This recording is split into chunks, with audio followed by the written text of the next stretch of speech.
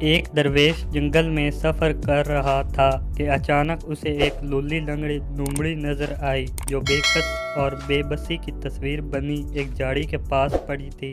درویش کو خیال آیا کہ یہ بیچاری نہ شکار کر سکتی ہے نہ کہیں آنے جانے کے قابل ہے، تو یہ اپنا پیٹ کیسے پالتی ہوگی۔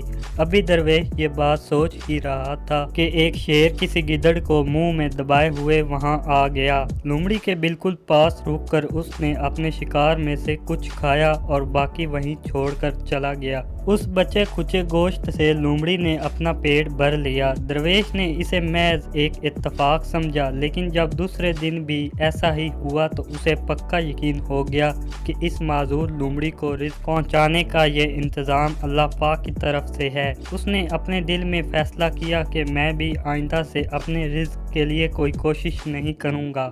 خدا جب اس لولی لنگڑی لومڑی کو شیر کے ذریعے رزق پہنچا رہا ہے تو مجھے بھی بھوکا نہیں رکھے گا۔ یہ فیصلہ کر کے وہ درویش ایک جگہ اطمینان سے بیٹھ گیا، لیکن کافی وقت گزر گیا اور اس کے پاس کوئی نہ آیا، حتیٰ کہ ایک دن بیت گیا۔